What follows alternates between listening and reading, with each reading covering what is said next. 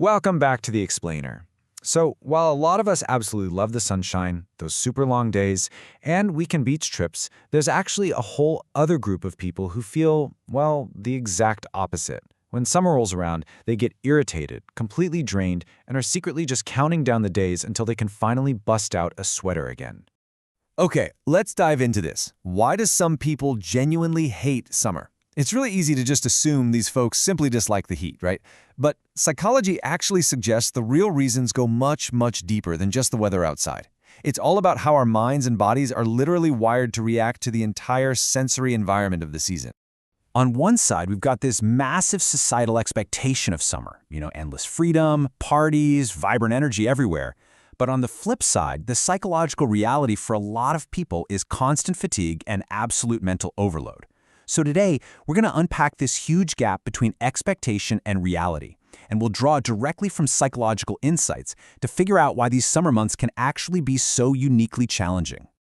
Section 1. Heat and mental fatigue. It basically boils down to this. When your body works harder to stay cool, your mind naturally feels a lot more tired. Think about it. When the temperature spikes, your body has to go into absolute overdrive just to maintain a normal internal temperature. That process, thermoregulation, takes actual literal metabolic energy.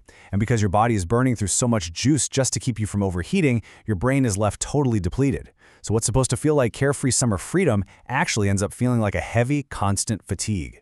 And this brilliantly illustrates the real cognitive casualties we face because of this biological tax. Psychology points to a clear reduction in concentration, a massive drop in patience, and just overall lower mental performance. It becomes fundamentally harder to think clearly, to solve problems, or even just regulate our emotions when we are physically sweltering. The heat literally drains our mental battery. Section 2. The cost of overstimulation. So summer obviously brings a huge spike in sensory stimulation. We're talking high levels of sensory input here. Blinding sunlight, crowded outdoor spaces, loud Bluetooth speakers at every single beach, and a really aggressively packed social calendar. For a lot of people, this sudden, intense spike in activity doesn't feel energizing at all. Actually, it feels intensely overwhelming and completely overstimulating. Because of this sensory onslaught, psychology suggests that people who are easily overstimulated naturally crave the exact opposite environment just to find their equilibrium. That's exactly why quiet, gray winter days often feel far more peaceful to them. They literally need that escape from the relentless brightness and noise of summer just to recharge their minds. Plus, this overstimulation goes hand in hand with a cascading cycle of physical discomfort. First, you're constantly dealing with sweating through your clothes at, say, a loud afternoon barbecue. Next, that baseline discomfort makes it incredibly difficult to sleep through hot, sticky nights. And finally, that prolonged lack of sleep and just general physical irritation causes your patience and emotional well-being to completely crash. It's this relentless, exhausting cycle of constant physical discomfort that's actively dragging down your mood. Which brings us to Section 3, the pressure to be happy. Culturally, summer is relentlessly sold to us as the absolute best time of the year, right? Let's call this the summer mandate. You're bombarded with expectations of vacations, endless travel, perfect beach days.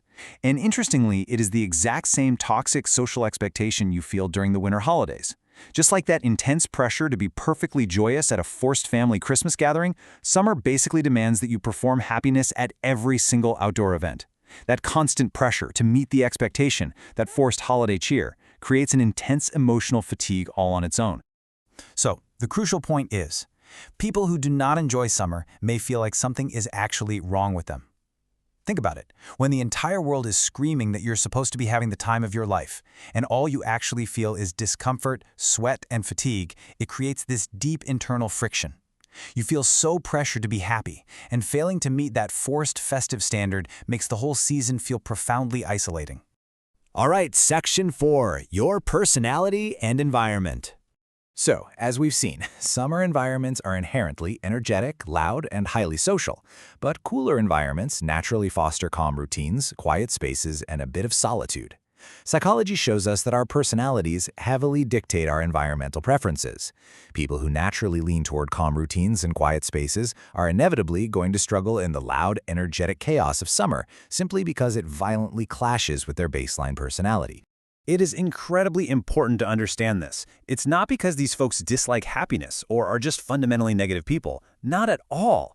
It's simply because people thrive in environments that match how they recharge best. Preferring slower, cooler seasons is a completely valid biological and psychological need. It's definitely not a character flaw.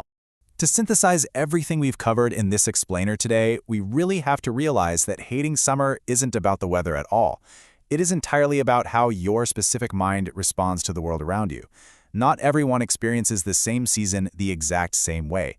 For some, summer brings boundless energy. For others, it brings biological exhaustion, sensory overstimulation, physical discomfort, and immense social pressure. And that leaves us with a really fascinating question to ponder as we wrap up today. Which season makes you feel most like yourself? Think about when your mind feels the clearest, when your energy feels most balanced, and when your environment truly supports you. The answer to that might just reveal way more about your own psychology than you ever realized. Thanks so much for exploring this with me.